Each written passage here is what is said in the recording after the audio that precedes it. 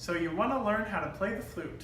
Well, I'm Jacob Stuckert, and I'm joined by my camera person, Kirsten Newland, and we're going to give you the basics so you can have a solid foundation for starting playing the flute.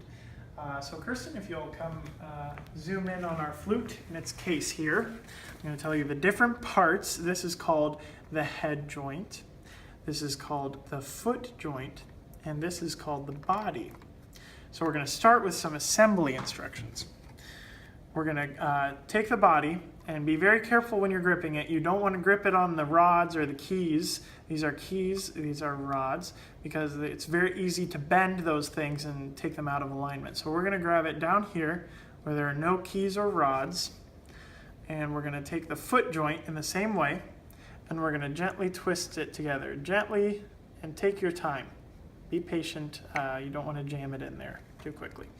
So for aligning this, you see this rod on the foot joint is going to line up right in the middle with the last key on the body.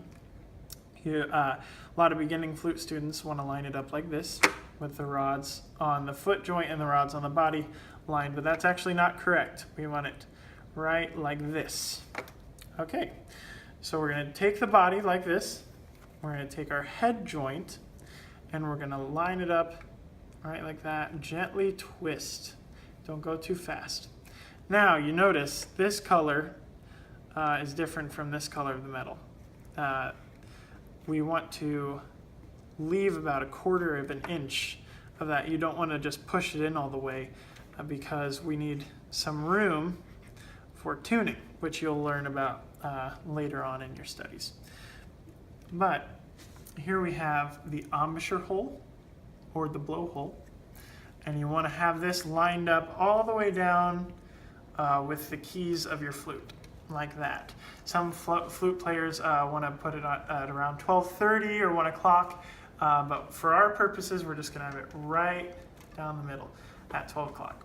So, Kirsten, if you'll come to this side, we're going to show you some posture techniques and how to hold your flute.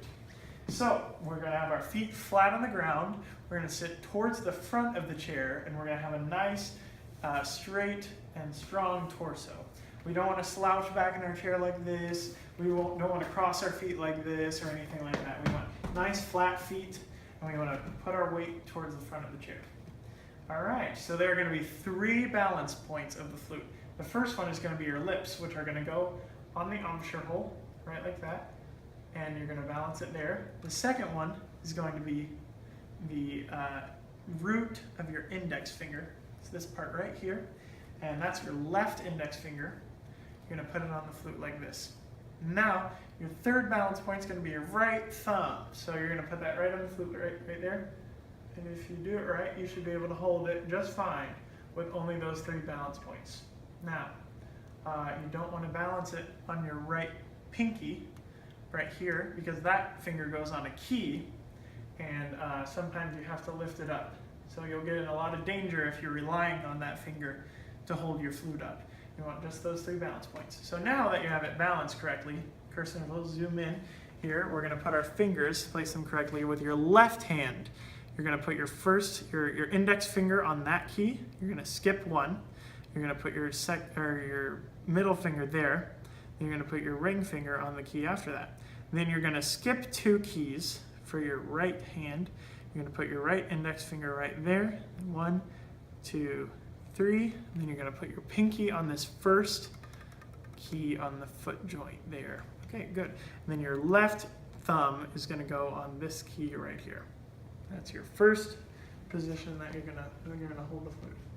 So we're gonna get moving some air, because that is how the flute works. It's a woodwind, so we need to produce an airstream.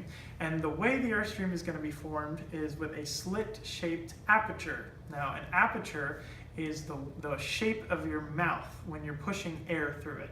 It can also be called an embouchure. So we're going to form our embouchure here. It's going to be slit-shaped like this. Not rounded like this. That won't work for playing the flute. So we're going to have a nice slit-shaped,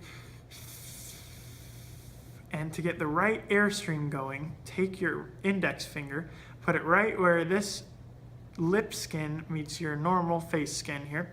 Put it right where those two meet, and you're going to blow air all the way down your index finger. When you feel that blowing like that, you have the correct airstream. So now we're going to add the flute into that.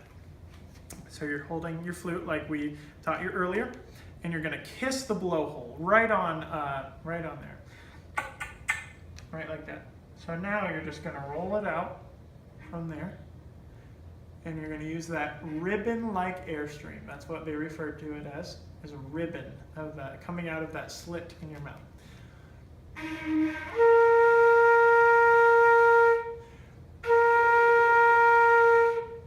So if you're having trouble making a sound, go ahead and roll in and out, and that'll help you find your pitch.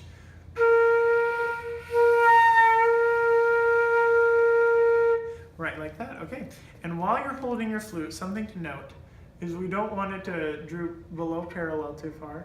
We don't want it to raise above here. We want it right at parallel or slightly lower.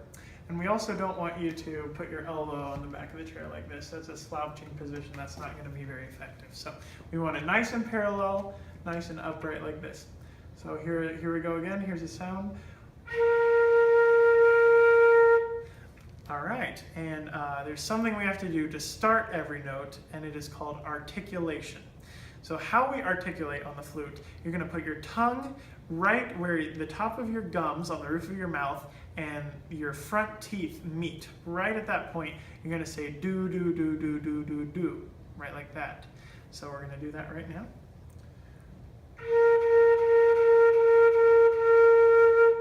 Okay, that's good.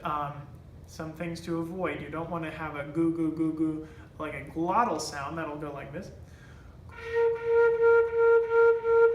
That'll make it very hard to do faster passages later on in your studies. You also don't want to tongue like this. Instead of using do, do, do, some people go like poo, poo, poo, poo, poo, poo, like kind of tongue on their lips. You want to make sure you're up in that place between your gums and your teeth. It'll sound like this if you do that incorrectly. So remember that do, do, do, just like this. This is correct.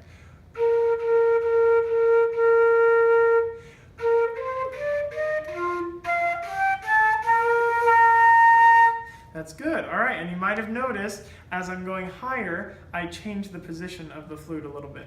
So if you want to play lower, it needs to be rolled out a little bit like this.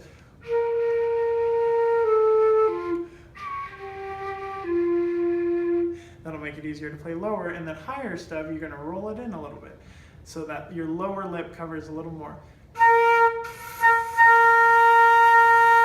Right like that. So yes, that should give you a solid foundation on the beginning of your studies. Thanks for joining us.